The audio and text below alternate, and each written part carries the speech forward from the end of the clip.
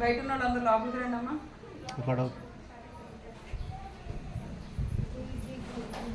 దేవుడి యొక్క పరిశుద్ధ పాదాలకి వందనాలు. దేవుడు మరి గతించిన వారం అంతా ఆయన రెక్కలేని మనం కాచి కాపాడి మరొక పునరుద్ధాన దినాన్ని మనకు అనుగ్రహించిన విధానానికి దేవునికి వందనాలు చెల్లిస్తూ ఇది ఆరాధన క్రమం అంతా ప్రభుత్వ మహిమకరంగా జరిగినట్లుగా అందరూ కడుపుచ్చినట్లయితే ప్రార్థన చేద్దాం. మహాపరిశుద్ధుడ, ప్రేమ నమ్మకల తండ్రి, పరలోకపు రాజా, నీ పరిశుద్ధ పాదములకు వందనాలు, స్తోత్రం, స్తుతులు తండ్రి. జీవాధిపతి అయిన దేవా మీకు వందనాలు. ఇదిగోనైనా మధ్యాహ్న సమయంలో ప్రభు, ఎండవేడుగులో ప్రభు, నీ పరిశుద్ధ మందిరంలో ప్రభు, ప్రేమ గల నీ మందిరంలో తండ్రి స్థుతించడానికి మాకు ఇచ్చిన అవకాశాన్ని బట్టి కృతజ్ఞతాస్తుతులు, స్తోత్రములు చెల్లించుకుంటున్నామయ్యా. ఈ ఆరాధన క్రమం అంతట్లో మీరుండండి, మీరు అధ్యక్షత వహించి ప్రభు నాయన నీ కృపగల కార్యమును నాయన ఈ స్థలంలో జరిగించమని అడుగుతున్నారు. రావాల్సిన బిడ్డలందరితో మాట్లాడండి, సకాలానికి మందిరానికి రావడానికి నాయన నేర్పించమని అడుగుచున్నాం ప్రభు. నీ వందనాలు, స్తోత్రములయ్యా. నా తండ్రి ఇదిగో పాటల వరకు స్థుతించడానికి మా హృదయాల్ని తండ్రి సిద్ధపరిచి నాయన మా ఆత్మలు సిద్ధపరిచి నీ నామలు ఎత్తిపట్టి ప్రభు మిమ్మల్ని గణపరచడానికి నాయన మమ్మల్ని నడిపించమని అడుగుచున్నాను ప్రభు. స్తోత్రములు తండ్రి. ఇదిగో నాయన తండ్రి నాయన ఉత్తర ప్రచుత్రాల్లో మీరుండండి. కీర్తన తండ్రి భావాన్ని ధ్యానించడానికి కావాల్సిన జ్ఞానాన్ని ప్రతి బిడ్డకి దయచే ప్రభు. సాక్ష్యాల్లో మీరుండండి నాయన, మీరు మహిమ తెచ్చుకోమని అడుగుచున్నా నాయన తండ్రి. ఇదిగో దివ్యమైన నీ వాక్కు ద్వారా మాతోని నాతోని మాట్లాడి ప్రభు అయ్యా నా తండ్రి మా హృదయాలు మా జీవితాలు ఇంకనూ మిమ్మల్ని హత్తుకునే విధంగా సమీపంగా ఉండులాగున నాయన స్థిరపరిచి బలపరచమని అడుగుచున్నా నా తండ్రి. ఇదిగో తండ్రి నాయన ఈ ఆత్మ సన్నిధి పరిశుద్ధాత్మ కృపను నాయన తండ్రి స్తుతి ఆరాధనలో నేను పొందుకోవడానికి సహాయం చేయండి ప్రభు. అయ్యా తండ్రి బిడ్డలందరితో మాట్లాడండి అయ్యా. నా తండ్రి ఆసక్తితో సమయానికి పరుగులని సన్నిధికి రావడానికి నడిపించండి ప్రభు. మీ వందనాలు, స్తోత్రం తండ్రి. అయ్యా ఇదిగో మ్యూజిక్ ప్లే చేసిన బిడ్డలపై మీ అభిషేక ఆత్మను నింపండి ప్రభు. నా తండ్రి కరెంటు మీ స్వాధీనంలో తీసుకొని నీ కృపను నాయన మరి అనుగ్రహించమని వేడుకుంటున్నాం ప్రభు. మీ వందనాలు, స్తోత్రం అయ్యా. మీ ఆత్మలో మమ్మల్ని మేము అప్పగించుకుంటూ సమర్పించుకుంటూ బిడ్డలందరితో మీరున్నమని ప్రతి ఆత్మని స్వాధీనంలో తీసుకోమని నా ప్రభును సర్వకృపానిధి అయినటువంటి యేసే పరిశుద్ధ నామములో ప్రార్థన అడిగి వేడుకుంటున్నాం తండ్రి. ఆమేన్. ప్రభు నామమును స్తుతించడానికి కానీ మొట్టమొదటి పాటగా స్తోత్ర బలి మంచి దేవా నీకేనయ్యా అనే పాటలు పాడుతూ ఆయన నామాన్ని కనపడతాం.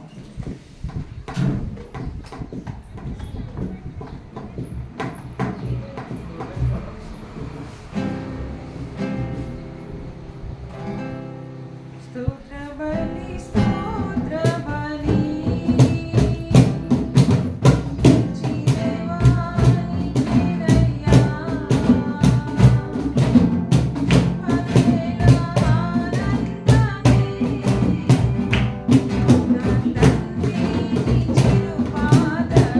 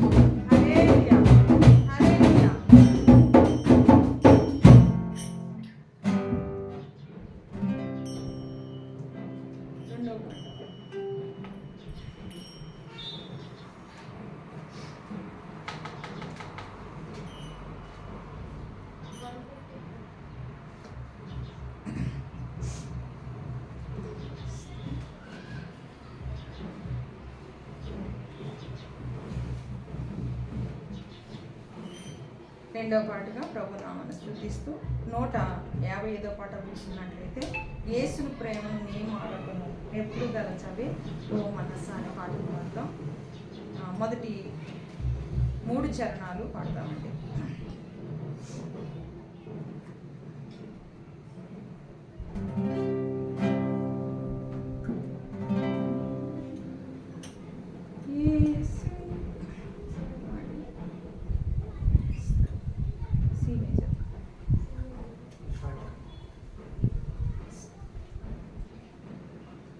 యేసుని ప్రేమను నీ మారకను ఎప్పుడు దళచ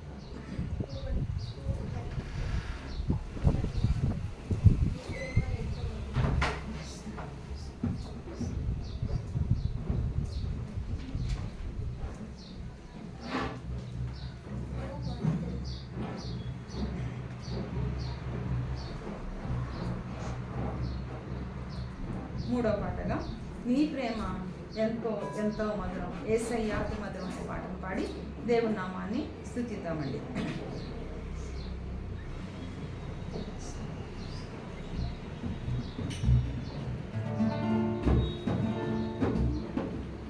నీ ప్రేమ ఎంతో ఎంతో మధురం, యేసు నీ ప్రేమ ఎంతో ఎంతో మధురం, యేసయ్య యేసయ్య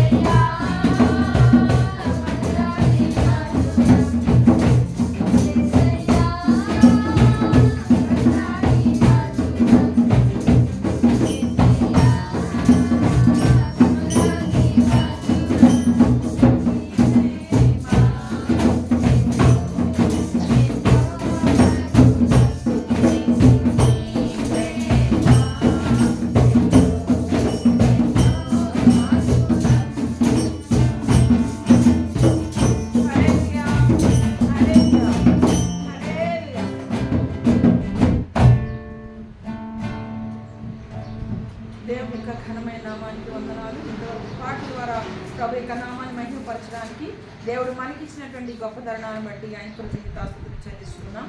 ఈ సమయంలో కీర్తనని ఉత్తర ప్రత్యుత రీతిగా చదువుదామండి. కీర్తనలు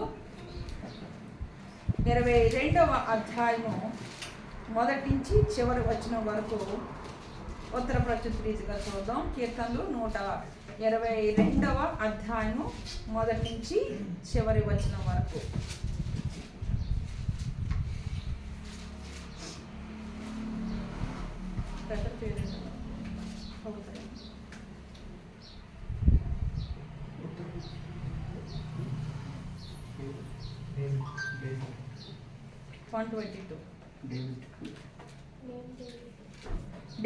బ్రదర్ డేవిడ్ గారు వచ్చి వాక్యాన్ని చదవవలసిందిగా ఉత్తర ప్రత్యుత్తరాలు చదవవలసిందిగా ప్రభు పేట మనం చేస్తున్నాం. 122వ దావీదు కీర్తన 122వ దావీదు కీర్తన మొదటి నుంచి చివరి వచనం వరకు ఉత్తర ప్రత్యుత రీతిగా మార్చి వచనాన్ని మార్చి చూద్దాం. 122వ దావీదు కీర్తన మొదటి నుండి చివరి వరకు ఉత్తర ప్రత్యుత్తరం. యెహోవా మందిరమునకు వెళ్ళుదామని జనులు నాతో అనినప్పుడు నేను సంతోషించి తిని యెరూషలేమా మా పాదములు నీ గుమ్మములో నిలుచుచున్నవి. యెరూషలేమా బాగుగా కట్టబడిన పట్టణం వలె నీవు కట్టబడి ఉన్నావు. ఇశ్రాయేలీయులకు నియమింపబడిన శాసనమును బట్టి యెహోవా నామమునకు కృతజ్ఞతాస్తుతులు చెల్లించుటకై వారి గోత్రములు యెహోవా గోత్రములు అక్కడికి ఎక్కి వెళ్ళును. అచ్చట న్యాయము తీర్చుటకై సింహాసనములు దావీదు వంశీయుల సింహాసనములు స్థాపించబడి ఉన్నవి. యెరూషలేము యొక్క క్షేమం కొరకు ప్రార్థన చేయండి. యెరూషలేమా నిన్ను ప్రేమించువారు వర్ధిల్లుదురు. నీ ప్రాకారములలో నెమ్మది కలుగును గాక, నీ నగరులలో క్షేమముందును గాక. నా సహోదరు నిమిత్తము నా సహవాసుల నిమిత్తము నీకు క్షేమము కలుగును గాక అని నేను అందును. మన దేవుడైన యెహోవా మందిరము నిమిత్తము నేను చేయ ప్రయత్నించదను.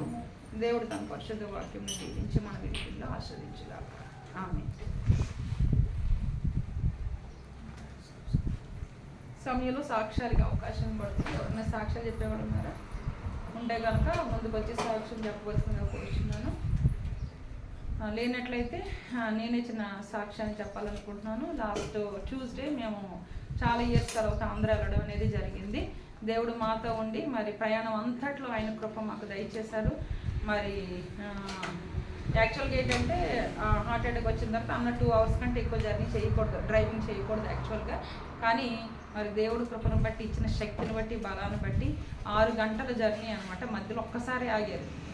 మరి దేవుడు ఎటువంటి అలసట లేకుండా క్షేమంగా మమ్మల్ని చేర్చి అక్కడ చేరడమే కాక అక్కడ కార్యక్రమాలన్నీ చూసుకోవడానికి మధ్యలో మరి చాలా పనుల విషయంలో సహకరించడానికి దేవుడు కృప చూపించారు. మరి అదేవిధంగా భయంకరమైన ఎండ తిరిగి రావడానికి కూడా దేవుడు ఆయన క్షేమాన్ని మాకు ఇచ్చి క్షేమంగా మరి ఇంటికి చేర్చి నిన్నటి దినాన పూర్తిగా మేము రెస్ట్ తీసుకొని మరి ఈరోజు మళ్ళీ ప్రభు సన్నిధిలో ఈ విధంగా నిలబడడానికి దేవుడు మాకు ఇచ్చిన గొప్ప తరుణాన్ని బట్టి దేవునికి వందనాలు చెల్లిస్తున్నా. ఇచ్చిన సాక్ష్యము దేవుడు దీవించి ఆశీర్వదించుగాక. ఆమేన్. వాక్యానికి వెళ్ళక ముందుగా మనందరం లేచి నిలబడినట్టు దేవుడికి స్తుతి ఆరాధన చేద్దాం.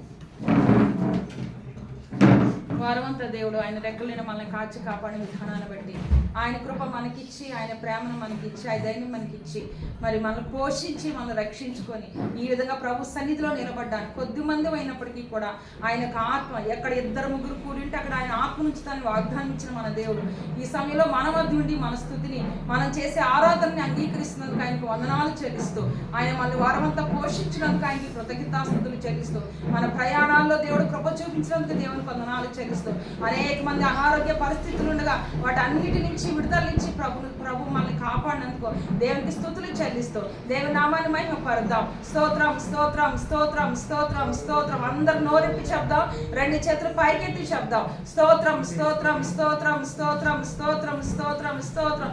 పరిశుద్ధుడా మీకు వందనాలు, పరిశుద్ధుడా మీకు వందనాలు, మహోన్నతుడా మీకు వందనాలు, మహిమగల దేవా మీకు వందనాలు, అత్యున్నతుడా మీకు స్తుతయ్యా స్తుతయ్యా స్తుతయ్యా స్తుతయ్యా స్తుతయ్యా.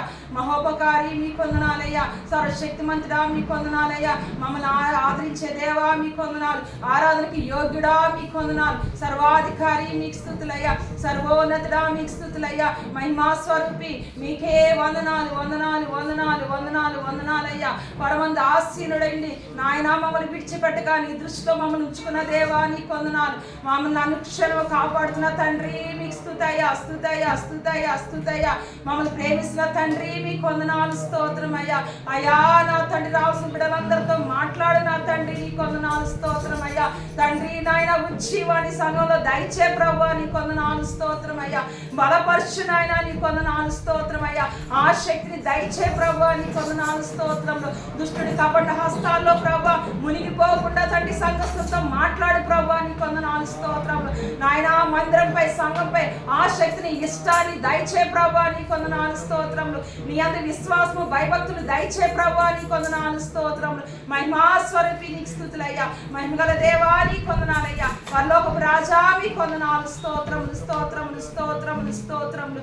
మీకే స్తోత్రములు ప్రభా, స్తుతులు తండ్రి స్తుతులు నాయన, మహోపకారి నీ కొందనాలు స్తోత్రములయ్యా, మహిమగల దేవా నీ కొందనాలు స్తోత్రములు. పరిశుద్ధాత్మ తండ్రి మీకు స్తుతులయ్యా స్తుతులయ్యా స్తుతులయ్యా స్తుతులయ్యా స్తుతులయ్యా. తండ్రి నీ కొందనాలు, తండ్రి నీ కొందనాలు, తండ్రి నీ కొందనాలు, తండ్రి నీ స్తుతులు, తండ్రి నీ స్తుతులు.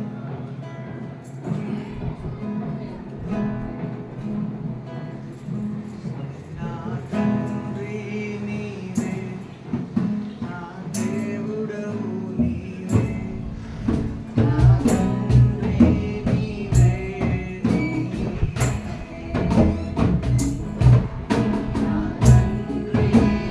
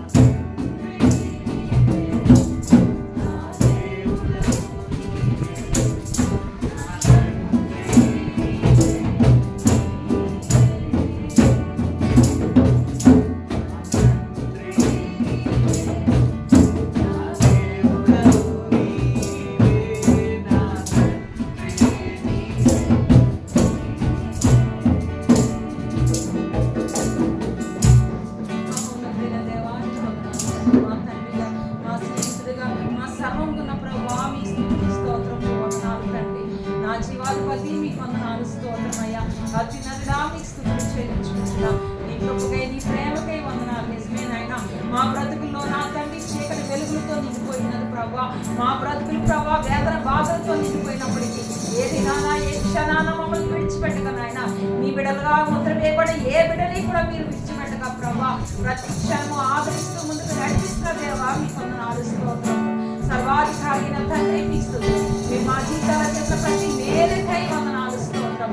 మా జీవితంలో మీరు చేసిన ప్రతి ఒక్క కృపకై నాయన మీకు వందనాలు స్తోత్రం. మీ ప్రేమకై మీ దయకై వందనాలు చెల్లించుకుంటున్నాం. ఈ సమయం మందు ప్రభా ఆయన వచ్చే ప్రతి బిడ్డను బట్టి మరొకసారి వందనాలు. ఈ దివ్యమైన వాక్కును నాయన మాకు అనుగ్రహించి మాతో మాట్లాడి నాయన మా యుద్ధములన్నీ జరిగించి మీరు మహిమ పొందమని సర్వోన్నత మీ స్తుతులు చెల్లించుకోండి. యేసు అత్యున్నతమైన నామములో ఈ స్తుతి ఆరాధన సమర్పించుకుంటున్నాము తండ్రి. ఆమేన్. ఆమేన్.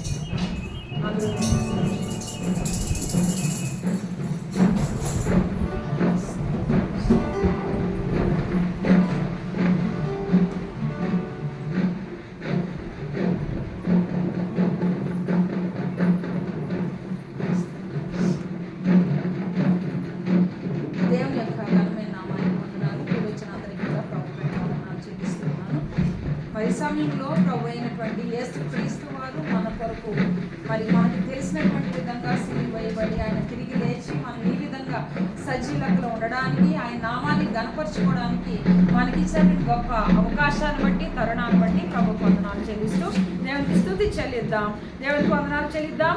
దేవునికి స్తోత్రం. హల్లెలూయా, హల్లెలూయా, హల్లెలూయా, హల్లెలూయా. మరి దేవుడు మనతో ఉండి మనల్ని నడిపిస్తూ మనల్ని ఆదరిస్తూ ఈ మన జీవిత కాలంలో ఎన్నో రకాలైన యుద్ధాల్లో ఆయన తోడై ఉన్నారు కదండి. బాగా 100% సుఖంగా బ్రతుకుతున్న వాళ్ళు మేము అని ఎవరైనా చెప్పగలమా? మనం ఉన్న కొద్ది మందిలో 100% మనందరూ సుఖంగా బతుకుతున్నామని చెప్పగలమా? చిన్న పిల్లలు మొదలుకొని పెద్దవాళ్ళ వరకు ఏదో ఒక ప్రాబ్లం ఉంటూనే ఉంటుంది. అయితే దేవుడు ఎవరిని విడిచిపెట్టగా ఆయన ఏం చేస్తున్నాడంటే ఆయనకు ఒక పేరుంది. ఏంటంటే మన పక్షం నుండి యుద్ధము జరిగించే దేవుడు అంట. మన దేవుడు ఎవరండి? మన పక్షం నుండి మన యుద్ధాలన్నీ జరిగించే దేవుడు. మరి దేవుడు మన పక్షం నుండి యుద్ధాలు జరిగిస్తే దాంట్లో విజయం వస్తుందా రాదా? వస్తుందంటారా రాదంటారా? వస్తుంది కదా.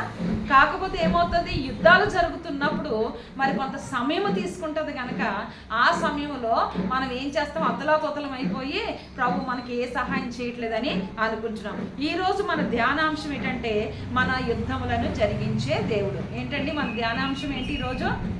మన యుద్ధములను జరిగించే దేవుడు. రైట్. సో ఈ వాక్య ధ్యానాన్ని 2వ రాజుల గ్రంథము 7వ అధ్యాయము 2వ రాజుల గ్రంథము 7వ అధ్యాయము 6వ వచనం చదివి నేను ధ్యానంలోకి వెళదామండి.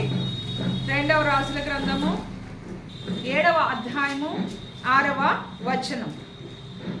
యెహోవా రథముల ధ్వనియు గుర్రముల ధ్వనియు గొప్ప సమూహపు ధ్వనియు సిరియల దండునకు వినబడినట్లు చేయగా వారు మన మీదకి వచ్చుటకై ఇశ్రాయేలు రాజు హిత్తీల రాజును ఐగుప్తీల రాజులను భర్తమిచ్చి ఉన్నాడని సిరియనులు ఒకరితోనొకరు చెప్పుకొని లేచి తమ గుడారంలోనైనను గుర్రములోనైనను గాడిదల్లోనైనను దండుపేటలోనున్న వాటిలోనైనను ఏమీ తీసుకొనిటియే తమ ప్రాణములు రక్షించుకున్నట్టు చాలుననుకొని సంధ్య చీకటిని ఉన్నది ఉన్నట్టుగా పేట విడిచి పారిపోయి ఉండేవి. రైట్. చిన్న ప్రార్థన చేసుకొని వాక్య ధ్యానంలోకి వెళ్దామండి. మహాపరిశుద్ధుడా సర్వకృపానిధికి దేవా మీ వందనాలు స్తోత్రములు ప్రభా. సజీవుడైన దేవా మహోన్నతుడైన తండ్రి మీకు స్తుతులు స్తోత్రములు చెల్లించుకుంటున్నాం ప్రభా. తండ్రి ఇది ఇంతవరకు పాటల ద్వారా మేము స్తుతించడానికి, స్తుతియారం ద్వారా మీ నామాన్ని ఘనపరచడానికి, సాక్ష్యం ద్వారా ప్రభా నాయన నీ నామాన్ని నాయన వాక్యాన్ని ఇచ్చించడానికి మాకు ఇచ్చిన అవకాశాన్ని బట్టి లెక్కించలేని స్తోత్రము స్తుతులు చెల్లించుకుంటున్నాం అయ్యా. ఇదిగో తండ్రి నాయన, ఈ సమయంలో నీ దివ్యమైన వాక్ ద్వారా మాతో మాట్లాడమని అడుగుచున్నాం. నిలబడిన నేను నాయన నీ బిడ్డను ప్రవ్వా నాయన రిక్తురాలైనప్పటికీ ప్రవ్వా ఈ పాత్రలో నా తండ్రి నీ యొక్క పరిశుద్ధమైనటువంటి దివ్యమైన వాక్కును నాయన పెట్టి ప్రవ్వా ప్రతి ఒక్కరి ఆత్మీయ నాయన ఆకలిని తీర్చమని మీ సన్నిధిలో అడిగి వేడుకుంటున్నామయ్యా. సర్వోన్నతులైన దేవా, సర్వకృపానిధి తండ్రి, మీ పాదములకు కృతజ్ఞతాస్తుతులు స్తోత్రములు చెల్లించుకుంటున్నామయ్యా. మీ ఆత్మ సన్నిధి పరిశుద్ధాత్మ కృపలో మమ్మల్ని నింపండి అయ్యా. నీ బిడ్డనే నన్ను మీకు అప్పగిస్తున్నాం తండ్రి అయ్యా. నన్ను మరుగుపరచండి నాయన, మీరే మాతో మాట్లాడమని అడిగి వేడుకుంటున్నాం. నీ ఆత్మ సన్నిధిని మాకు దయచేయమని అడుగుచున్నాం ప్రవ్వా. నీ దివ్యమైన వాక్కు మహిమగల నీ వాక్కును వివరించడానికి నాకైతే జ్ఞానము శక్తి లేదు ప్రవ్వా. కానీ మా బలహీనతలో నాయన నీ శక్తిని నీ జ్ఞానాన్ని పరిపూర్ణం చేసుకునే దేవుడు గనక నన్ను నేను మీకు అప్పగించుకుంటున్నా. నీ ఆత్మశక్తితో మాతో మాట్లాడమని, ఏ బిడ్డకెట్టి వాక్యం అవసరమైందో నాయన ఆ విధంగా మీరు మాట్లాడి మహిమ పొందమని సర్వశక్తిగల మీ నామానికి స్తుతులు వందనాలు చెల్లించుకుంటూ మమ్మల్ని మేము తగ్గించుకుంటూ మీ నామాన్ని హెచ్చిస్తూ యేసయ్య పరిశుద్ధ నామములో ప్రార్థన అడిగి వేడుకుంటున్నాం తండ్రి, ఆమేన్. ఈ యొక్క వాక్యాన్ని మనం చూసినట్లయితేనండి, ఇక్కడ ఒక నలుగురు కుష్ఠరోగులు కూర్చున్నటువంటి ఒక విషయాన్ని ఇక్కడ మనం నేర్చుకుందాం. నలుగురు కుష్ఠరోగులు ఇక్కడ చూస్తే 3వ వచనం చూస్తే 2వ రాజుల గ్రంథం 7వ అధ్యాయము 3వ వచనాన్ని మనం చూస్తే కనుక ఒక 2 వచనాలు చదివి నేను ధ్యానంలోకి వెళ్తా.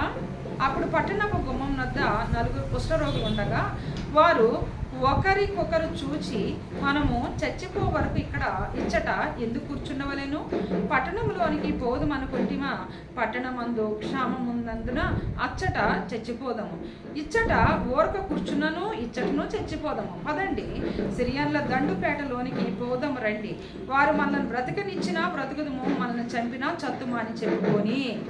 ఇక్కడ ఈ వాక్యాన్ని మనం చూసినట్లయితే కనుక ఎవరు ఈ 4 కుష్ఠరోగులు ఎందుకు గుమ్మం దగ్గర కూర్చున్నారు? మొట్టమొదటిగా కుష్ఠరోగులు ఎక్కడ ఉండాలి అని అంటే పాత నిబంధన కాలం ప్రకారము కుష్ఠరోగులు ఎప్పుడు కూడా పాళెములో ఉండకూడదు. పాళెం అంటే పట్టణములో ఉండడానికి వీల్లేదు, రైట్? ఎందుకంటే పాపము చేసిన వారికి కుష్ఠరోగం వస్తుందని ఒక ఉద్దేశం అనేది పాత నిబంధన కాలంలో ఉండేది. రెండో విషయం ఏంటి అని అంటే కుష్ఠరోగులు ప్రభు యొక్క అంటే పాళెము అని అంటే పట్టణంలో ఉండకూడదు. ఎందుకంటే నీ దేవుడైన యెహోవా తిరిగే పరిస్థితి అంతా ఏరియా ఏంటంటే పరిశుద్ధమైనది కనుక మీరందరూ పరిశుద్ధులుగా ఉండాలి అని దేవుని యొక్క వాక్యం ఉంది. కుష్ఠరోగులు అపరిశుద్ధులుగా తీర్చేవారు, కుష్ఠరోగుల్ని పాపులుగా తీర్చేవారు. ఎక్కడంటే ఎప్పుడు పాత నిబంధన కాలం గురించి మాట్లాడుతున్నాం. అదే కొత్త నిబంధన కాలంలో ఏమైంది? యేసు ప్రభువు వద్దన్నా కూడా నీవు శుద్ధుడు కమ్మని ముట్టి మరీ స్వస్థపరిచారు కదా. పాత నిబంధన కాలంలో ఈ కుష్ఠరోగులు పట్టణంలో ఉండడానికి వాళ్ళకి పర్మిషన్ లేదనమాట. ఎక్కడుండాలి వాళ్ళు? పట్టణము వెలుపల ఉండాలి, పట్టణానికి బయట ఉండాలి. అదేవిధంగా ఇక్కడ పాపం 4 కుష్ఠరోగులు ఏం చేస్తారంట? పట్టణం బయట ఉన్నారు. ఈ పట్టణం పేరు షోమ్రోను. ఏంటి పట్టణం పేరు? షోమ్రోను. ఈ షోమ్రోను అనేటువంటి పట్టణం బయట ఎంతమంది కుష్ఠరోగులు ఉన్నారు? 4 కుష్ఠరోగులు ఉన్నారు. ఈ కుష్ఠరోగులకి ఎలాగా లోపలికి ఎలా చెయ్యరు, వాళ్ళు అక్కడనే ఉండాలి. కానీ వారి కుటుంబస్తులు ఉంటారు కదండి, వాళ్ళు ఏం చేస్తారు? ఫుడ్ తీసుకొచ్చి వాళ్ళకి పెడతా ఉంటారు, అంతవరకే. కానీ వారు లోపలికి రావడానికి వీలేదు. ఒకవేళ ఏ యుద్ధము చేత వాడు లోపలికి రావాలంటే ఏం చేయాలంటే వారి తలపైన ముసుగేసుకొని ఆ ముసుగుని ఏం చేయాలంటే పెదవుల దగ్గర పెట్టుకొని పై పెదవి కప్పుకొని వాళ్ళు ఏం చేయాలంటే 2 చేతులు పైకెత్తి నేను అపవిత్రుడిని అనుకుంటా రావాలి. అర్థమైంది అనుకుంటా? అది పాత నిబంధన కాలంలో ఉన్నటువంటి ఒక రూల్ అనమాట.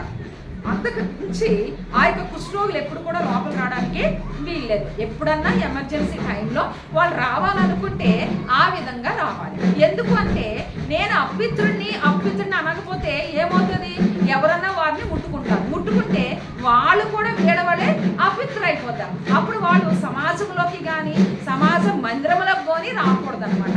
అప్పుడు వాళ్ళు ఏం చేయాలంటే 7 దినాలు వాళ్ళు పట్టణం వెలుపలుండి 7 దినాలు అయిపోయిన తర్వాత వాళ్ళు స్నానం చేసి వారి బట్టలు ఉతుక్కొని యాజకుడి దగ్గరికి వచ్చి పాప పరిహారార్థ బలి ఇచ్చి అప్పుడు వాళ్ళు ఏం చేయాలంటే, నా మాటలు అర్థమవుతున్నాయా?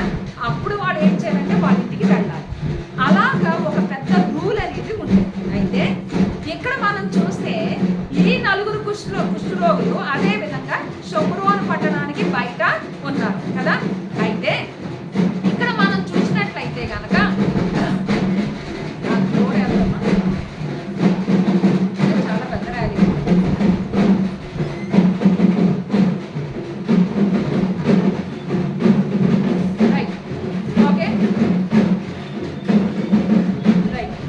చూడాలి, ఆఖరికి చూడాలి, అందరికి చూడాలి.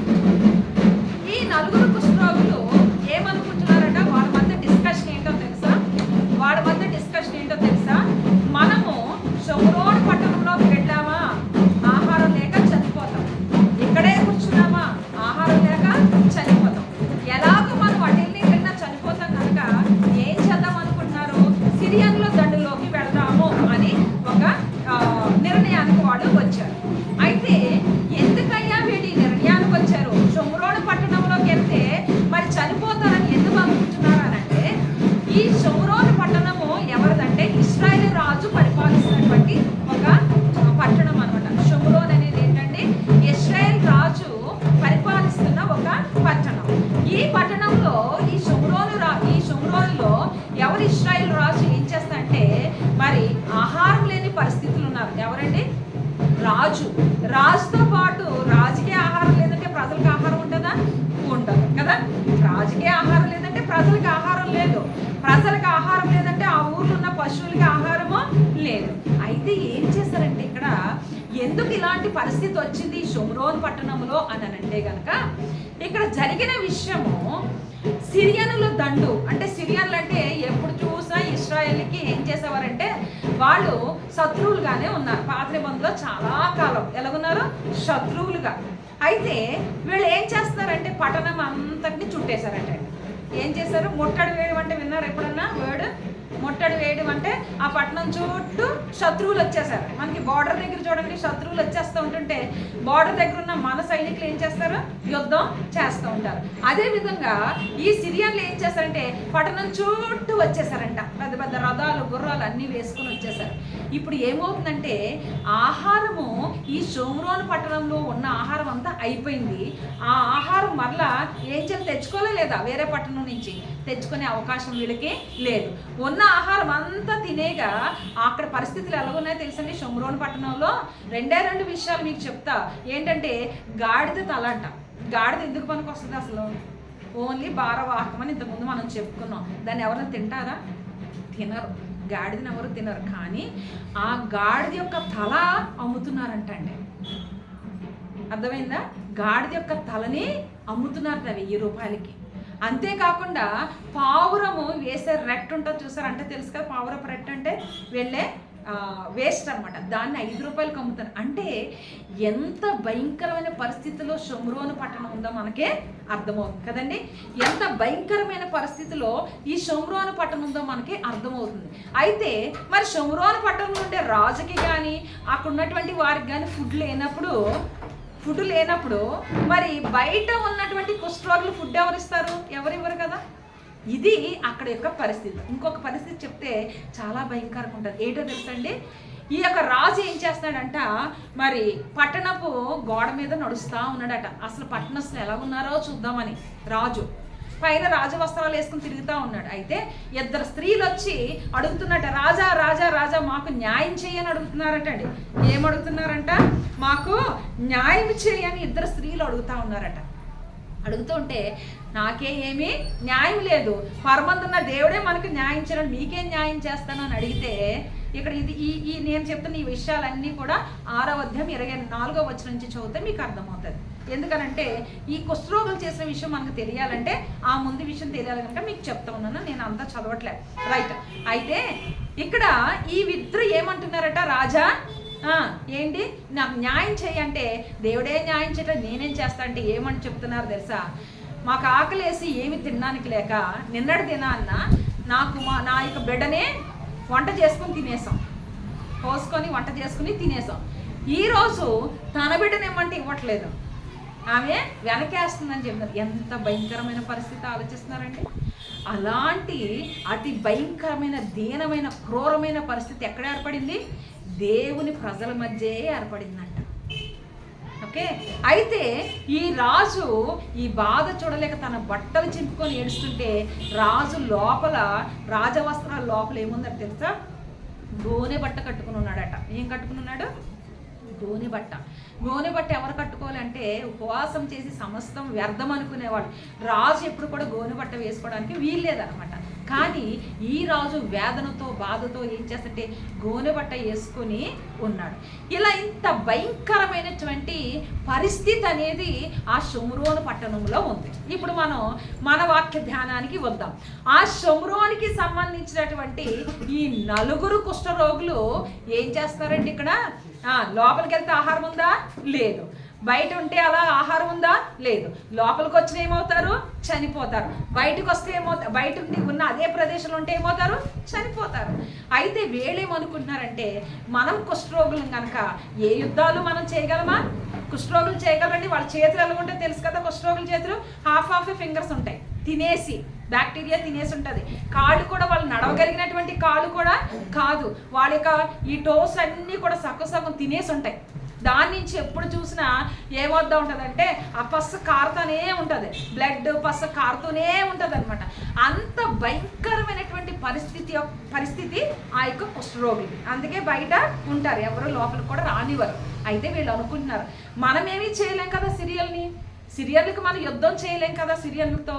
సో మనకి కనీసం వాళ్ళ దగ్గరికి వెళ్తే ఇంత ఆహారము పెడతారు అని ఒక ఉద్దేశంతో వాళ్ళు ఏమనుకుంటున్నారంటే లోపలికి వెళ్తే ఆహారం లేదు, ఇక్కడ కూర్చున్న ఆహారం లేదు, ఇక్కడైనా లోపలైనా మనం చనిపోతాం, మనం ఏం చేద్దామంటే సిరియన్ల దగ్గరికి వెళదాం. వాళ్ళు ఒకవేళ మన మీద జాలిపడి అంత ఆహారం పెట్టారా, తిని బ్రతుకుతాం. ఆహారం పెట్టకుండా చంపేస్తే చనిపోదాం. ఎక్కడైనా చనిపోవడమే కదా, వాళ్ళు ఎక్కడైనా చనిపోవడమే. ఆహారం లేక చనిపోయినా చనిపోతారు. ఒకవేళ సిరియన్ల దగ్గరికి వెళ్తే కొట్టి చంపినా చనిపోతారు. ఒకవేళ ఆహారం పెడితే బ్రతుకుతాము అని వాళ్ళు నిర్ణయించుకొని 4 ఏం చేస్తున్నారట, సంధి చీకటి అయిపోతున్నప్పుడు నడుచుకుంటా సిరియన్ల దండులోకి వెళ్తున్నారు. దండు అంటే తెలుసా? సిరియన్లన్నీ వాళ్ళందరూ సిరియా దేశంకు సంబంధించినటువంటి సైన్యం అనమాట. ఆ సైన్యం అంతా కూడా ఏ పట్టణం చుట్టూ ఉంది? షోమ్రోను పట్టణం చుట్టూ ఉంది, ఇశ్రాయేలు వాళ్ళు కదా. అయితే ఈ 4 అక్కడికి వెళ్ళినప్పుడంట దేవుడు చేసిన అద్భుత కార్యం ఏంటో చూద్దాం. ఇక్కడ అదే నేను మొట్టమొదటిగా చదివాను, 6వ వచనం చూడండి. అక్కడ యెహోవా, మీకు 5 నుంచి చదువుతున్నాను చూడండి. సంధి చీకటి యందు సిరియన్ల దండుపేటలోనికి పోవాలని లేచి సిరియన్ల దండు వెలుపలి భాగమునొద్దకు రాగా అక్కడ ఎవరునూ కనబడకపోయిరి. యెహోవా రథముల ధ్వనియు గుర్రముల ధ్వనియు గొప్ప సమూహపు ధ్వనియు సిరియన్ల దండు నాకు వినబడినట్లు చేయగా వారు మన మీదకి వచ్చుటకై ఇశ్రాయేలు రాజు హిత్తీల రాజులకును ఐగుప్తీల రాజులకును బత్తమిచ్చి ఉన్నాడని సిరియన్లు ఒకరితో ఒకరు చెప్పుకొని. ఇక్కడ చూసారండి ఏమవుతుందంటే ఇక్కడ అర్థమైందా? ఇక్కడ ఏమన్నా అర్థమైందా మీకు? ఏం చేస్తారంటే ఈ 4 కుష్ఠరోగులు నడుచుకుంటూ వెళ్తున్నారట. ఎక్కడికి వెళ్తున్నారు? సిరియన్ల దగ్గరికి, ఆ దండులోకి వెళుతూ ఉన్నారు. వెళుతూ ఉంటుంటే దేవుడు ఏం చేశారటండి, వాళ్ళు వేసే అడుగులు ఎలా వినిపింపచేశాడంట దేవుడు? గొప్ప రథముల ధ్వనిలాగా వినిపింపచేశాడట, అనేకమైన గుర్రముల ధ్వనిలాగా వినిపింపచేశాడట. ఇవన్నీ విని ఆ సిరియన్లు అనుకుంటున్నారట, ఏమని అనుకుంటున్నారు తెలుసా? ఈ ఇశ్రాయేల్ రాజు ఏం చేశాడు? ఆ హిత్తీల రాజుకి, మరి ఇంకా చూసినట్లయితే ఐగుప్తు రాజుకి, వీళ్ళందరికీ డబ్బులు ఇచ్చి మన మీద యుద్ధానికి తోడు తెచ్చుకున్నాడు అని అనుకుంటున్నారట. చూసారండి, ఇదంతా ఎవరి కార్యము? ఎవరు చేసిన కార్యం? దేవుడు చేసిన కార్యము. ఈరోజు మన వాక్య భాగం ఏమని చెప్పాను? ఫస్ట్ మన యుద్ధములు జరిగించే దేవుడు మన పక్షాన ఉన్నాడు. మన పక్షం నుండి మన దేవుడు ఏం చేస్తే మన యుద్ధములు అన్నీ కూడా జరిగిస్తాడు. ఇక్కడ జస్ట్ కుష్ఠరోగులండి, వాళ్ళ కాళ్ళు సరిగ్గా ఉండవు, చేతులు సరిగ్గా ఉండవు, వాళ్ళ నడకే సరిగ్గా నడవలేరు. ఆ పాదాలతో, వెనుకున్న పాదాలతో నడుస్తూ కొన్నిసార్లు పడిపోతూ ఉంటారు. సరైన అడుగులే వేయలేనటువంటి 4 కుష్ఠరోగులు. కానీ దేవుడు వాటిని ఎలా మార్చాడు తెలుసా? గొప్ప గుర్రముల ధ్వనిగా మార్చేశాడంటే దేవుని స్తోత్రం హల్లెలూయా. గొప్ప రథముల ధ్వనిగా మార్చేశాడంటే దేవుని స్తోత్రం హల్లెలూయా. అలాంటి స్థితిని దేవుడు ఏం చేశాడట? వినిపింపచేశాడట. ఎవరికి వినిపింపచేశాడు? శత్రువులైనటువంటి సిరియన్లకి వినిపింపచేశాడు. మన జీవితంలో ఒకవేళ మనం అనుకోవచ్చు మన శక్తి లేదు, మనకి బలం లేదు, మనకి ఆరోగ్యం లేదు, మన ఆర్థిక పరిస్థితి సరిగ్గా లేదు, నేను ఏ యుద్ధాన్ని చేయలేను. ఏ యుద్ధము? ఆర్థిక యుద్ధాన్ని చేయలేను, ఆరోగ్యపరంగా యుద్ధాన్ని చేయలేను, నాకున్న చిన్న జ్ఞానంతో నేను ఆ జ్ఞానంతో కూడా యుద్ధాన్ని, చదువుతో యుద్ధాన్ని నేను చేయలేను, ఏ పరిస్థితుల్లో కూడా నేను ఈ లోకంలో ముందుకు కొనసాగలేనని క్రైస్తవ జీవితం అనేక మార్లు ఏమవుతారు? కృంగిపోతూ ఉంటారు. ప్రతి మనిషి అనేక మార్లు ఏమవుతారు? కృంగిపోతూ ఉంటారు. కానీ క్రైస్తవులకు మనకున్న నిరీక్షణ ఏంటో తెలుసా? దేవుడు ఏం చేస్తాడట? మనం వేసే ప్రతి అడుగును, మనం ఆలోచించే ప్రతి ఆలోచన మనకున్నటువంటి చిన్నదైనప్పటికీ దాన్ని ఆయన ఏం చేస్తాడంట? గొప్పగా మార్చి దుష్టుడికి భయాన్ని కలిగిస్తాడట. దుష్టుడికి ఏం చేస్తాడు? భయాన్ని కలిగించి ఆయన కృప మనకిచ్చి మనల్ని యుద్ధాల్లో మనల్ని విజయవంతులుగా చేస్తాడట. ఒక కుష్ఠరోగులు, 4 కుష్ఠరోగులు నడుస్తుంటే యుద్ధాల ధ్వనిని, గుర్రాల ధ్వనిని, రథాల ధ్వనిగా చేసిన దేవుడు ఈరోజు మన జీవితాల్లో సాతానికి భయపడుకోకుండా మనం నిలబడితే కనుక సాతానికి భయం పుట్టించే విధంగా దేవుడు మనల్ని నిలబెట్టుకుంటాడని దేవుని యొక్క వాక్యం ఈరోజు మనకు సెలవిస్తూ ఉంది. ఈ యొక్క 4 కుష్ఠరోగులు ఈ విధంగా వెళ్ళి ఏం చేస్తారంటే తెలుసా? మొట్టమొదటిగా ఒక గుడారంలోకి వెళ్ళారంట. ఆ గుడారంలోకి వెళ్ళి వారికి ఏముంది? ప్రజెంట్ ఏం ఫీల్ అవుతున్నారు వాళ్ళు? ఆకలి వాళ్ళకి. సో ఆ గుడారంలో ఆహారం ఉంటే వెళ్ళి గబగబా ఫస్ట్ ఆహారము తినేశారంట. ఎందుకు? అక్కడ ఎవరు లేరు. తినిన తర్వాత మరలా కొంత ధనం అవన్నీ ఉంటే వెళ్ళి దాచిపెట్టుకున్నారంట. అప్పుడు అనిపించిందంట వాళ్ళకి, ఏమని తెలుసా? ఇది శుభవార్త మానవ కలిగినటువంటి దినం. 9వ వచనం చూడండి ఒకసారి. వారు మనము చేయనది మంచి పని కాదు, నేటి దినము శుభవర్తమానం గల దినము, మనము ఊరకొననేలా అని వారు అనుకున్నారు. అంటే వారికి కలిగినటువంటి ఆ గొప్ప కార్యము వారే అనిపించాలని అక్కడ అనుకోలేదు. అనుకొని వాళ్ళు ఏం చేస్తారంటే ఈ విషయాన్ని మనం ఎవరికి చెప్పాలి? రాజుకు తెలియజేద్దామని చెప్పి మరలా నడుచుకొని వచ్చి ఏం చేశారంటే రాజుకి ఈ వర్తమానాన్ని అందించారంట ద్వారపాలకుల వల్ల.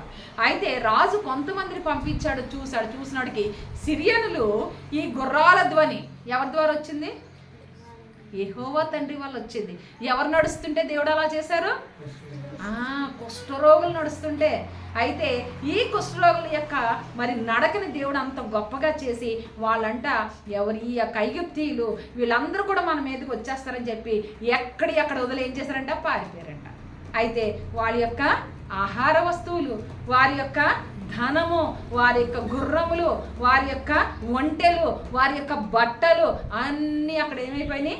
ఉండిపోయినాయి. వీళ్ళు మాత్రం పారిపోయి వీళ్ళ వెనక్కి తరుముకుంటూ వెళ్తే ఎవరు కూడా కనబడలే. యోర్దాను దాటే వెళ్ళిపోయారు. అప్పుడు ఆ యొక్క షోమ్రోను పట్టణంలో ఏముందో తెలుసా?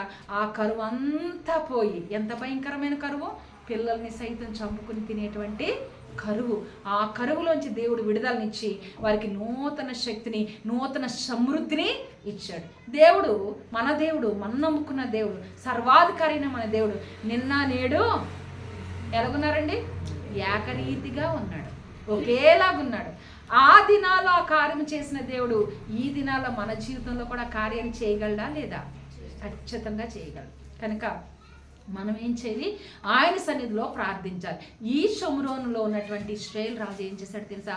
తన వేదన బాధ అంతా కూడా ప్రభు సన్నిధిలో పరిచి ఒప్పుకొని ప్రార్థించినప్పుడు ఆయనకు ఒక నూతనమైన శక్తి, నూతన కార్యము ఆ యొక్క పట్టణంలో జరిగిందనమాట.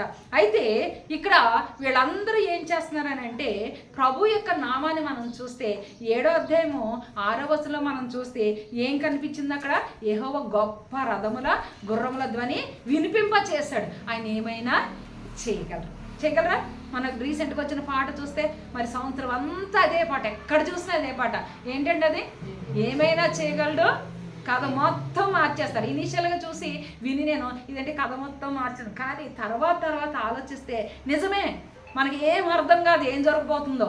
కానీ ఆయన ఏం చేయగలైనా ఇలా తిప్పేయగలడు. ఈ యొక్క కుష్ఠరోగుల కాళ్ళు శబ్దం, అసలు శబ్దమే రాదు, అలాంటి గుర్రాల శబ్దము, రథాల శబ్దంగా మార్చిన దేవుడు ఈరోజు మన జీవితంలో మనకు కలిగిన కొద్దిపాటి దాన్ని, మనకు ఎందుకు పనికిరానటువంటి మన జీవితాన్ని ఆయన మొత్తం మార్చగల శక్తిమంతుడా కాదా? శక్తిమంతుడు. నమ్మిన ఎడల దేవుని యొక్క మహిమను మనం చూస్తామని దేవుని యొక్క వాక్యం సెలవిస్తుంది. మనం నమ్మితే ఆయన మహిమను చూడగలం. ఈరోజు మనకి శక్తి లేదనుకోవచ్చు, మనకి జ్ఞానం లేదనుకోవచ్చు, మనకి ఎటువంటి సహాయం లేదనుకోవచ్చు, మన తరపున ఎవరు రాజులు లేరు అనుకోవచ్చు, మన తరపున శూరులు లేరు అనుకోవచ్చు. ఈ షోమ్రోను రాజు, ఇశ్రాయేల్ రాజు ఏ యొక్క రాజుకి బతిమించి తెప్పించుకోలేదు, ఏ లోకస్తుల్ని ఆశ్రయించలేదు, ప్రార్థన చేశాడు. మరి దేవుని యందు విశ్వాసం కలిగి ఉన్నాడు. ఎలీషా ప్రవక్త ద్వారా విషయం అతనికి తెలిసింది, దేవుడు గొప్ప కార్యాన్ని వాళ్ళు పొందుకోగలిగారు కదండి. అయితే ఇంకా 1-2 విషయాలు నేను చెప్పి ముందుకు కొనసాగుదాం. యెహోషువపాతు అనేటువంటి ఒక రాజు కూడా ఇలాంటి గొప్ప సహాయకుని దేవుడి ద్వారా పొందుకున్నారు. అది 2వ దినవృత్తాంతములు 20వ అధ్యాయము 12వ వచనం చూద్దాం. ఈ కుష్ఠరోగులు ఏం చేశారండి? అక్కడ గుడారంలో కూర్చొని ఏం చేశారు? భోజనము చేశారు కదా. ఎవరు గుడారంలో ఉన్నారు వీళ్ళు? ఎవరు గుడారం నుండి భోజనం చేశారు చెప్పండి? విన్నవాళ్ళు చెప్పండి. ఇప్పుడు వచ్చిన వాళ్ళకి తెలియదు, ముందు విన్నవాళ్ళు చెప్పండి. ఎవరి గుడారం నుండి భోజనం చేశారు కుష్ఠరోగులు? సిరియన్లు ఎవరు? శత్రువులు. శత్రువు యొక్క గుడారంలో ఉండి వాళ్ళు ఏం చేశారు? భోజనం చేశారు. దీనికి రిలేటెడ్గా వాక్యం చెప్పగలరు ఎవరన్నా? నా శత్రువులు ఎదుట నీవు నాకు భోజనము సిద్ధపరచుదువు కదా. దేవుని వాక్యం నెరవేరిందా లేదా? ఇక్కడ దేవుని వాక్యం నెరవేరింది. మన జీవితాల్లో కూడా దేవుడు అట్టి కృపను దయచేయగాక. ఆమేన్. ఇక్కడ చూస్తే 2వ దినవృత్తాంతాలు 20వ అధ్యాయము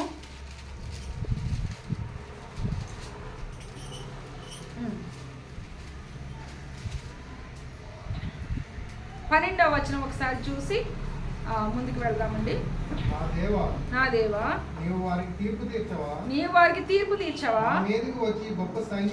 మా మీదకి వచ్చి గొప్ప సైన్యముతో యుద్ధం చేయుటకు మాకు శక్తి చాలదు, ఏమి చేయుటకును మాకు తోచదు, నీవే మాకు దిక్కు అని ప్రార్థన చేశాను. దేవునికి స్తోత్రం. హల్లెలూయా, హల్లెలూయా.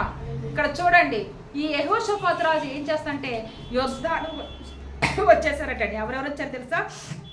మోయాబీలు, అమ్మోనీలు, మెయోనీలు, వీళ్ళందరూ కూడా యెహోషాపాతు మీదకి యుద్ధానికి వచ్చేసారట. అయితే ఇతడు అంటున్నాడు దేవుని సన్నిధిలో, ఎవరిని ఆశ్రయించాడు చెప్పండి? ఇక్కడ ఎంతమంది 3 రకాల రాజ్యాల నుంచి యుద్ధానికి వచ్చేసారు కదా. అప్పుడు ఇతడు ఏం చేయాలి? 6 రకాల రాజ్యాల నుంచి మనుషుల్ని తెచ్చుకోవాలి. అంతే కదా, యాస్పర్లు అంటేనా? కానీ ఇప్పుడు మనం ఏం చేస్తుంటాం? ఇండియన్స్ యుద్ధం జరుగుతుందంటే మనకి ఎవరో మిత్ర రాజ్యాలు ఉన్నాయో చూస్తూ ఉంటాం. అమెరికా మనకు సహాయం చేస్తుంది, చైనా మనకు సహాయం చేస్తుంది. వాళ్ళకి ఈ గిఫ్ట్ ఆ గిఫ్ట్ ఇచ్చి మన దగ్గర నుంచి కొన్ని వస్తువులు ఇచ్చి కొన్ని తెచ్చుకొని కదా, ఈ విధంగా ఒక ఫ్రెండ్షిప్ అనేది తయారు చేసుకుంటాం. ఎందుకంటే మా మీదకి ఎవరైనా యుద్ధం వస్తే మీరందరూ ఏం చేయాలి? మాకు సపోర్ట్ చేయాలి. మరి ఇశ్రాయేల్ రాజు యుద్ధం చేస్తుందంటే అక్కడ అమెరికా సపోర్ట్ ఉంది. ఇలాగా అందరినీ కూడా సపోర్ట్ పెట్టుకొని ఏం చేస్తారు? యుద్ధానికి వెళ్తుంటారు. ఎందుకోసం? వెపన్స్ కొని ఇవ్వడానికి కానీ కదా, కొంతమంది సైన్యాన్ని పంపించడానికి కానీ, సహాయం చేయడానికి. కానీ యెహోషాపాతు రాజు ఏం చేస్తాడో తెలుసా అండి? తన బాధని వేదని అంతా ఎవరి సన్నిధిలో కుమ్మరించాడంట? యెహోవా సన్నిధిలో కుమ్మరించాడట. ఏమంటున్నాడు తెలుసా?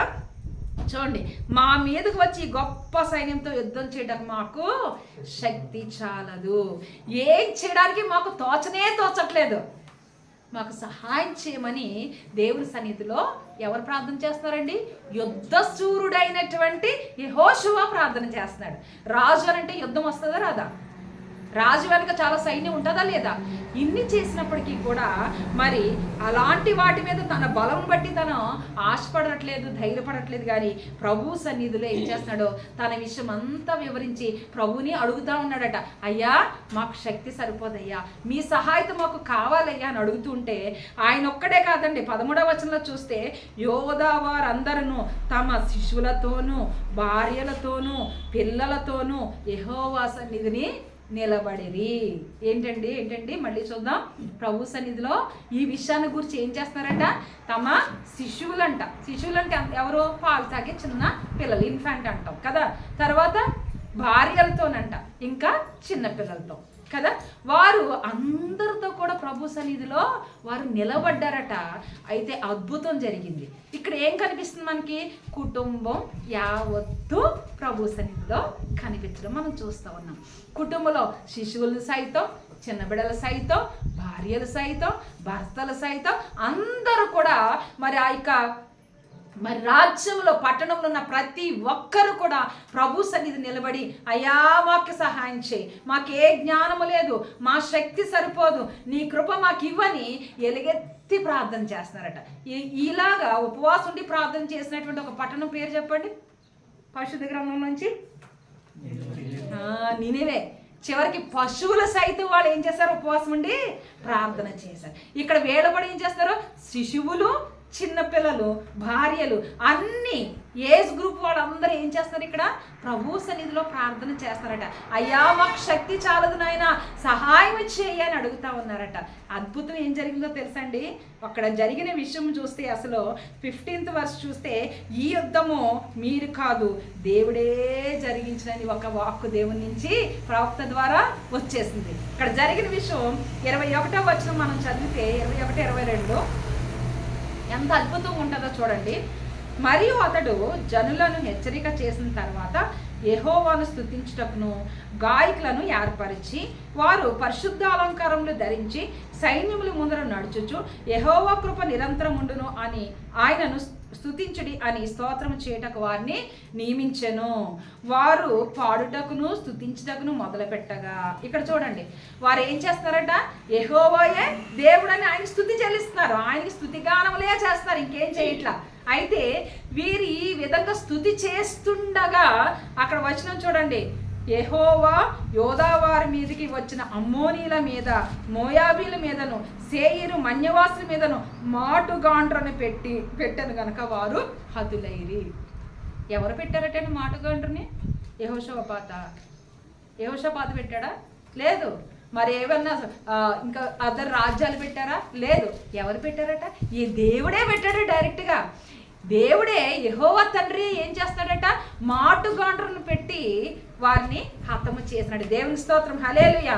మీకు అర్థమైందండి నేను చెప్పిన మాట? లోపలికి వెళ్ళినట్టు అనిపించలేదు నాకైతే. ఎవరి ముఖాలు కూడా అందరూ నీరసంగా, నిస్సత్తువుగా ఎప్పుడైపోతే వెళ్ళిపోదావా అని ఉన్నారు. కానీ మన జీవితంలో ఇవి జరిగినప్పుడు ఈ వాక్యం విలువేంటో అర్థమవుతుంది.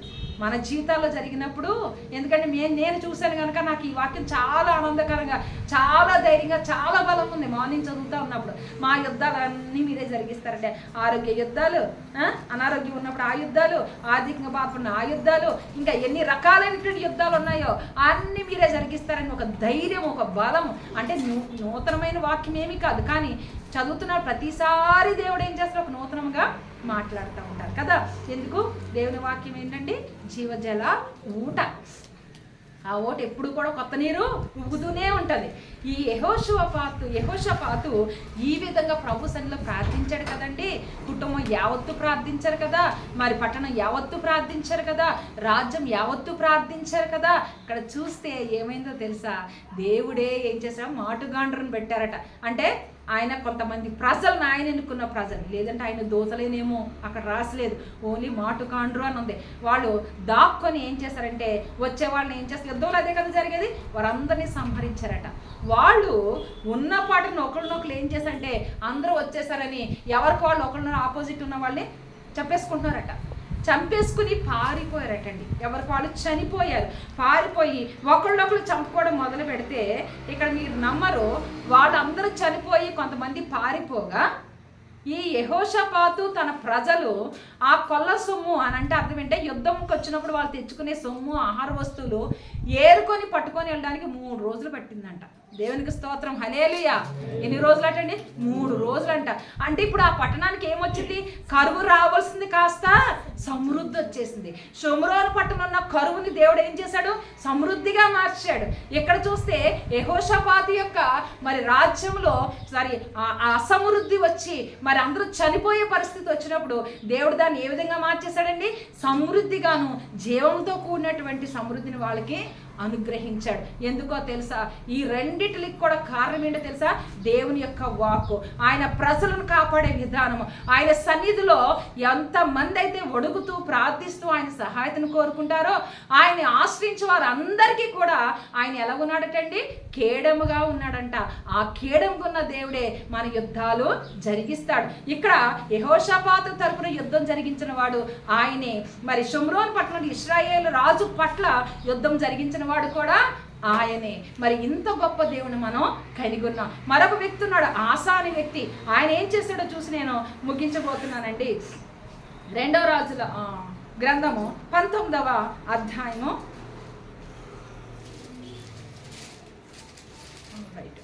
హిజ్కియా గురించి చూద్దాం.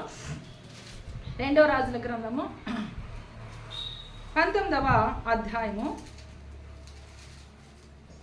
14-15 14-15 వచనాలు చదువుదాం. హిజ్కియా చదవండి.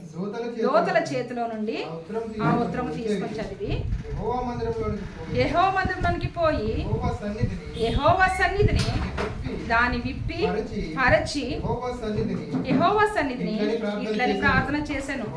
యెహోవా మధ్య నివసిస్తున్న ఇశ్రాయేలు దేవా, భూమి ఆకాశంలో కలుగజేసిన అద్వితీయ దేవా, నీవు లోకమందున్న సకల రాజ్యములకు దేవుడవై ఉన్నావు. యెహోవా చెవియొగ్గి ఆలకింపుము, యెహోవా కన్నులు తెరిచి దృష్టించుము. జీవం గల దేవుడైన నిన్ను దూషించుటకై సన్హెరీబు పంపిన వారిని మాటలు చెవిని పెట్టుము. చాలండి. ఇక్కడ చూస్తే ఏం చేస్తున్నట్టు సన్హెరీబు అనేటువంటి ఒక సైన్యాధిపతి అనమాట. అతను ఏం చేస్తున్నా, అతను పంపించాడు. ఇతను వచ్చి ఏం చేస్తున్నాడంటే దేవుని పట్ల, దేవుని యొక్క నామాన్ని దూషిస్తూ, ఏ దేవుని? తండ్రి అయిన దేవుని యెహోవా తండ్రిని దూషిస్తూ హిజ్కియా పాలిస్తూ ప్రజలతోని ఈ యొక్క హిజ్కియాని మీరు నమ్మొద్దు, నేనేం చేస్తాను, అనేకమైన దేవతలు పూజించి బలులు అర్పించే రాజ్యాలన్నిట్లు కూడా తుడిచిపెట్టుకుని వచ్చేసా. ఇంకా మీ హిజ్కియా రాజు ఎంత? అతను చెప్తే మాయ మాటలు నమ్మకండి. ఏ మాయ మాటలట? హిజ్కియా ఏం చెప్తున్నాడంటే, తండ్రి అయినటువంటి దేవుడు మనకు తోడై ఉన్నాడు, యెహోవా దేవుడు మనకు తోడై ఉన్నాడు, ఆయనే మన యుద్ధాలు జరిగిస్తారని చెప్తుంటే ఈ సన్హెరీబు ఏం చేస్తున్నాడంటే అవన్నీ కూడా అబద్ధాలు నమ్మి మోసపోకండి అని వెనక నుంచి చెప్తా ఉన్నాడు. వచ్చి గొప్ప గొప్ప ప్రకటనలు చేస్తూ ఉన్నాడట. అలాగే ఒక లెటర్ పంపించాడు, దూషిస్తూ ఒక లెటర్ పంపించాడు, నిన్ను నాశనం చేస్తానంటూ ఒక లెటర్ పంపించాడు. అది ఏం చేస్తాం మనమైతే అలాంటి చూసి బోరున ఏడుస్తాకుంటాం కదా, బాధలు పడి ఇలాగంట అలాగంట పక్కన చుట్టాలకి పట్టాలకి అందరికీ వీలుంటే పిక్స్ తీసుకొని ఫ్యామిలీ గ్రూప్స్లో ఆ గ్రూపులో ఈ గ్రూపులో వేసేస్తూ ఉంటాం. కానీ ఇక్కడ చూస్తే ఈయన ఏం చేస్తున్నాడు తెలుసా అండి?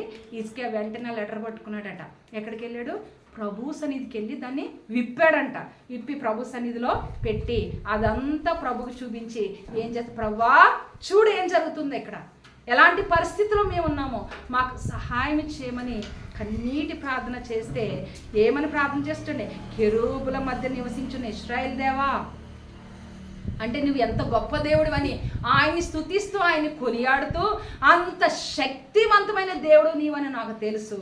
ఇప్పుడు మా పరిస్థితిని నీవు జ్ఞాపకం చేసుకొని నీవు యుద్ధశూరుడి మా మధ్యకి రా ప్రభువా అని ప్రార్థన చేస్తూ ఉన్నాడు. ఆయన ప్రార్థన విని చూడండి 19వ వచనం, యెహోవా మా దేవా, లోకమందున్న సమస్త జనులు నీవే నిజముగా అద్వితీయ దేవుడివైన యెహోవాని తెలుసుకున్నట్లు అతని చేతిలో నుండి మమ్ము రక్షించు అని ప్రార్థన చేస్తున్నాడు. 22వ వచనం చూద్దాం. నీవు ఎవరిని తిరస్కరించితివి, ఎవరిని దూషించితివి, నీవు గర్వించి ఎవరిని భయపెట్టితివి, ఇశ్రాయేలీయుల పరిశుద్ధ దేవుణ్ణే కదా అని చెప్తా ఉన్నాడు. అంటే ఏ మాట ఈ మాట చెప్తాంటే ముందు ఆయన యొక్క బలాన్ని పొందుకున్నాడు, ఆయన నామాన్ని గనపరిచాడు. ఫస్ట్ ఏం చేశాడు? ఆయన యొక్క వేదన బాధ అంతా ఆయన సన్నిధిలో కుమ్మరించాడు. రెండోది ఏం చేస్తాడంటే ఆ కుమ్మరిస్తూ నీవు బలము కలిగిన దేవుడని దేవుని స్తుతిస్తా ఉన్నాడు. మూడో టైంలో ఏం చేస్తాడంటే నీవు ఈ లోకములో ఉన్న సమస్త జనులు నీవే దేవుడు అని నీ మీద ఆధారపడి ఉన్నారని చెప్తున్నాడు. నాలుగోది శత్రుకి ఏం చెప్తున్నాడు? ఇప్పుడు సకల దేవతల్ని అనగొట్టగల నా దేవుడే గొప్ప దేవుడు అని చెప్పేసి, అద్భుత కార్యములు చేసే దేవుడు అని చెప్పేసి ఆయన చెబుతూ శత్రువుతో మాట్లాడుతూ ఉన్నాడు. నీవెవరిని దూషిస్తున్నావు అనుకుంటున్నావు? నన్ను అనుకుంటున్నావా? నా కుటుంబాన్ని అనుకుంటున్నావా? నా రాజ్యాలను కూడా కాదు, జీవము గల సర్వశక్తి గల దేవుడిని నువ్వు దూషిస్తున్నావు. అయితే నా దేవుడు ఎవరు? శక్తిమంతుడని నిలబడినప్పుడు దేవుడు ఏ కార్యం చేశాడో తెలుసండి? ఇది నమ్మశక్యం కానీ భయంకరమైనటువంటి అద్భుత కార్యము. ఇదే అధ్యాయంలో 35వ వచనం చదువుదాం చూడండి. ఆ రాత్రియే యెహోవా దూత బయలుదేరి అష్షూరు వారి దండుపేటలోకి వచ్చి, దేవునికి స్తోత్రం, హల్లెలూయా హల్లెలూయా. ఎంతమంది అంటే 185,000 మందిని, ఎంతమందిని? 185,000 మందిని ఎవరు సంహరించారు? ఈ యొక్క హిజ్కియానా? కాదు. ఎవరండి? ఈ హిజ్కియా ఏం చేశాడు? ప్రార్థన మాత్రమే చేశాడు, దేవుని శక్తిని పొందుకున్నాడు. ఈ యొక్క దేవదూత ఏం చేస్తుందంట? దేవుడు పంపించే దేవదూత ఆ యొక్క శత్రువుల్ని, ఏ శత్రువులు అంటే ఆ రాత్రి ఎవరి దండలో కంట? అష్షూరు రాజు దండలోకి వెళ్ళి మొత్తం 185,000 మందిని సంహరించేదట. ఎంత అద్భుత కార్యం ఇది! యుద్ధం చేశాడా హిజ్కియా? లేదు. హిజ్కియా ఏం చేశాడు? కేవలం ప్రార్థన శక్తితో మరి ఆయన ఏం చేశాడు? ఎల్లకుండానే యుద్ధంలో జయము పొందుకున్నాడు. మన యుద్ధములు జరిగించగల సర్వశక్తిమంతుడు మన దేవుడు. ఆయన మన పక్షం నుండి ఆయన గొప్ప కార్యములు చేయడానికి మనతో ఉంటే మనం ఏం చేస్తూ ఉంటామంటే అనేక సార్లు భయపడిపోతూ ఉంటాం. ఆయన యొక్క సహాయతను కోరుకున్నట్టే కోరుకుంటాం, కానీ ఏం చేస్తూ ఉంటామండి? మన యొక్క పనులు మనం చేసుకుంటూ ఉంటాం. నమ్మకం అనేది, విశ్వాసం అనేది సరియైన విధంగా మనకి ఉండక మనం ఆయన యొక్క శక్తిని, ఆయన సహాయతని పొందుకోలేకపోతున్నాం. ఇంత గొప్ప దేవుడు, యుద్ధాలు చేయగలిగినటువంటి తండ్రి మనతో ఉన్నప్పుడు మనం ఏం చేయాలి?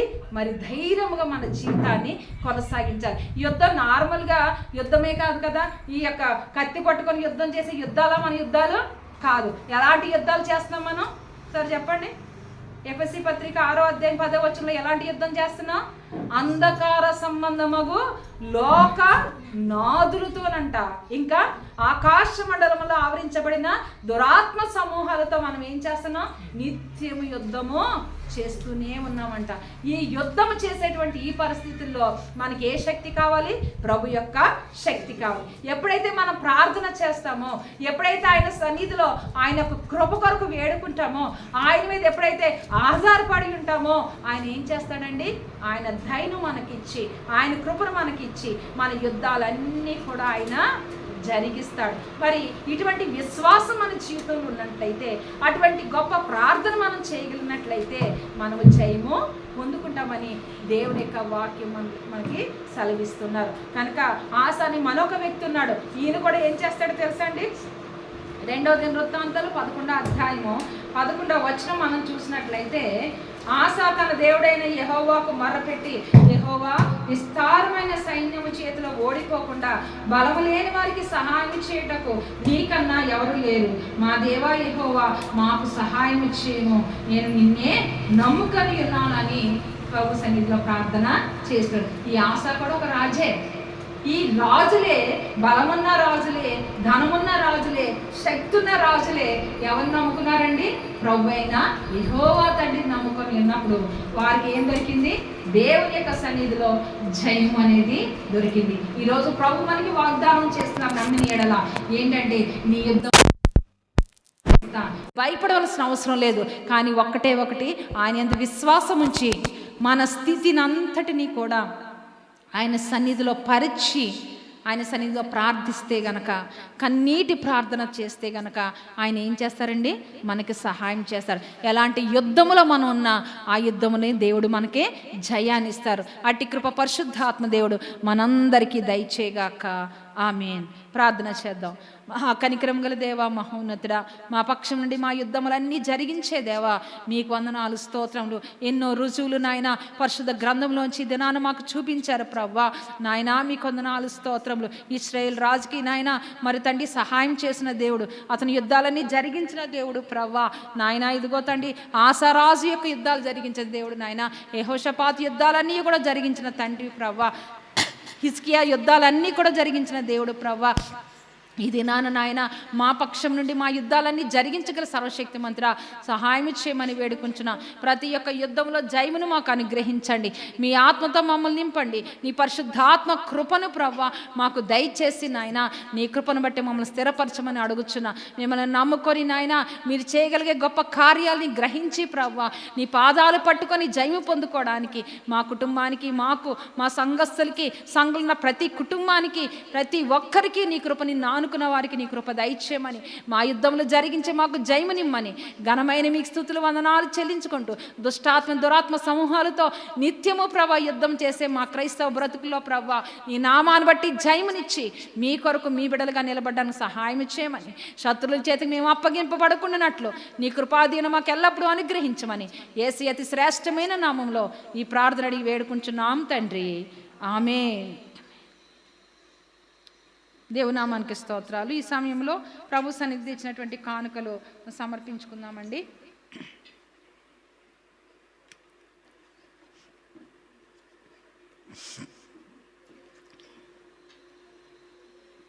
కానుకలు సమర్పించుకునిచుండగా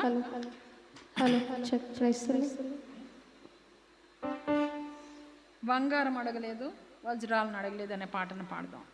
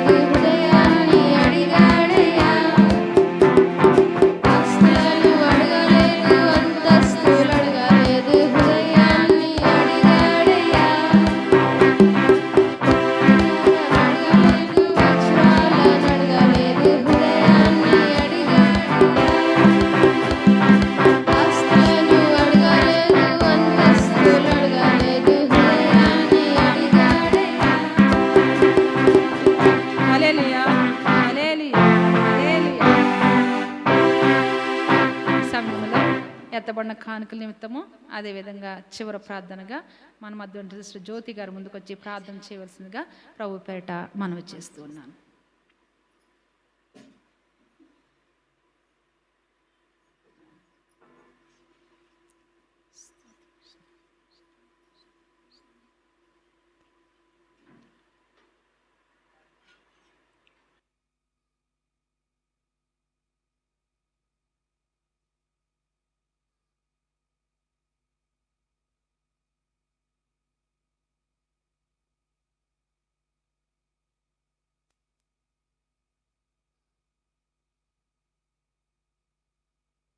నాయనా నీ సన్నిధిలో నిన్ను గుర్తించడానికి మాకు సమయం ఇచ్చినందుకు నీకు వందనాలు నాయనా. ప్రభువా నీకు స్తోత్రం దేవా. నాయనా ఇక్కడ వచ్చిన అందరిని బట్టి నీకు వందనాలు తండ్రి. నాయనా స్తుతి నాయనా నీ వాక్యం విని నాయనా మా హృదయంలో ఉంచుకొని నాయనా ప్రతి క్షణం నిన్ను ధ్యానించే మనసును మాకు ఇవ్వమని అడుగుచున్నాను దేవా. యేసయ్యా నీకు స్తోత్రం నాయనా.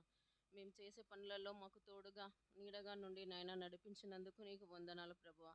యేసయ్య ఇచ్చిన కానుకను బట్టి నీకు వందనాలు తండ్రి. నాయనా నీ సేవకు వాడుకోవడానికి సిద్ధపరచమని అడుగుచున్నాను దేవా. ఇచ్చిన ప్రతి గుప్పిళ్ళందరినీ నాయనా వెయ్యంతలుగా దీవించమని అడుగుచున్నాను ప్రభా. నీకు స్తోత్రం దేవా. నీకు వందనాలు. వచ్చిన ప్రతి బిడ్డని ఆశీర్వదించమని అడుగుచున్నాను దేవా. ఎగ్జామ్ రాసిన బిడ్డలు, రాసబోయే బిడ్డలందరినీ నైనా నీవు తోడుగా నుండి నడిపించి రాపించడానికి సిద్ధపరచు దేవా. యేసయ్యా నీకు స్తోత్రం. నా అక్క వాళ్ళ కుటుంబాన్ని బట్టి నీకు స్తోత్రం నాయన. మా సంఘస్థులందరినీ బట్టి నీకు స్తోత్రం నాయన. నాయన ప్రభతక్క వాళ్ళ కుటుంబాన్ని బట్టి నీకు వందనాలైనా. ప్రత్యేకంగా చిన్న బాబుని బట్టి నీకు వందనాలు తండ్రి. ప్రభా తండ్రి దేవా నీకు స్తోత్రం నైనా. నీకు వందనాలు నైనా. నేను చేసే ప్రార్థనను బట్టి నీకు వందనాలు ప్రభా. యేసయ్యా నీకు స్తోత్రం నాయనా. ఒక పాపను తీసుకొచ్చాను ప్రభా. నాయన నేను తనని జ్ఞాపకం చేసుకోమని అడుగుచున్నాను దేవా. ఆ పాపని నీకు అప్పగించాను ప్రభా. ఆ పాప ఏ విధంగా ఉన్నా తండ్రి నీ చేతులకు అప్పగించాలని ఆశపడ్డాను ప్రభా. దేవా నీకు స్తోత్రం నైనా. నీకు వందనాలు. ఆ పాప ఏ దారిలో ఉన్నా నువ్వు కాపుదలగా కాచి కాపాడి తనని నీ సన్నిధిలో వాడుకొని నైనా ప్రభా నీ నీ దేవా యేసయ్యా నీకు స్తోత్రం. నీ చేతులకు అప్పగించాను ప్రభా. ఎన్నో విధంగా దేవా వారం రోజులంతా సఫర్ అయ్యాను దేవా. నువ్వు నాకు తోడుగా నుండి ప్రతి క్షణం తనతో నుండి నన్ను నడిపించినందుకు నీకు వందనాలు దేవా. నా కుటుంబాన్ని బట్టి నీకు స్తోత్రం నైనా. నీకు వందనాలు ప్రభా. నేను చేసే ప్రార్థనలు నైనా యేసయ్య నువ్వు వింటున్నావని నేను నమ్ముచున్నాను ప్రభా. ఏకంగా నైనా చిన్న పాపను నైనా ఏ గుటికి చేరిందో నీకు తెలుసు తండ్రి. నేను ఆ గుటిలో నేను ఆ పాప అలా తల్లిదండ్రులుగా వాళ్ళకు సంతోషం, బిడ్డగా తనకు సంతోషంగా ఉండి తన కుటుంబంలో మంచిగా ఉండడానికి సిద్ధపరచు దేవా. నైనా యేసయ్య చిన్ని ప్రార్థన ఆలకించి నన్ను చిన్ని ప్రార్థన ఆలకించమని నజరేయుని నామమున అడిగి వేడుకుంటున్నాను తండ్రి. సిద్ధపరచబడును గాక. మీ రాజ్యం వచ్చును గాక. మీ చిత్తం పరలోకమందు నెరవేర్చినట్టు భూమి యందును నెరవేరును గాక. మన దినాహారమును మాకు దయచేయము. మెడల అపరాధం చేసిన వారిని క్షమించిన ప్రకారం అపరాధములు క్షమించము. మన శోధనలోకి తేక దృష్టి తప్పించము. రాజ్యము, బలము, శక్తి, మహిమ నిరంతరము నీవై ఉన్నావు తండ్రి. ఆమేన్. పంపుము దేవా దీవెనలతో, పంపుము దేవా.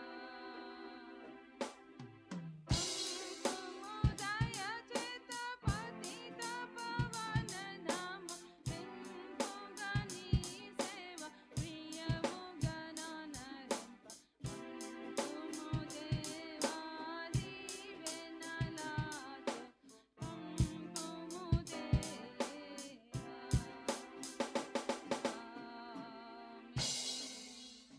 నా ప్రాణమా యెహోవాను సన్నిధించుము.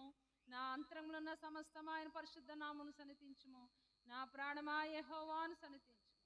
ఆయన చేసిన ఉపకారములలో దేనిని మరువకము. నా ప్రాణమా యెహోవాను సన్నిధించుము. ఆమేన్. ఇప్పుడు మన తండ్రి అయిన దేవుని యొక్క ప్రేమ, కుమారుని యొక్క కృప, పరిశుద్ధాత్మని యొక్క అన్యోన్య సహవాసము ఇప్పుడు ఎల్లప్పుడూ సదాకాలము మనకి మన కుటుంబాలకి తోడయుండి ఆయన కృపలో మన పక్షం నుండి ఆయన మన యుద్ధాలన్నీ జరిగించి ఆయన కృపలో జయం పొందుకునే కృప పరిశుద్ధాత్మ దేవుడు మనందరికీ దయచేయగాక.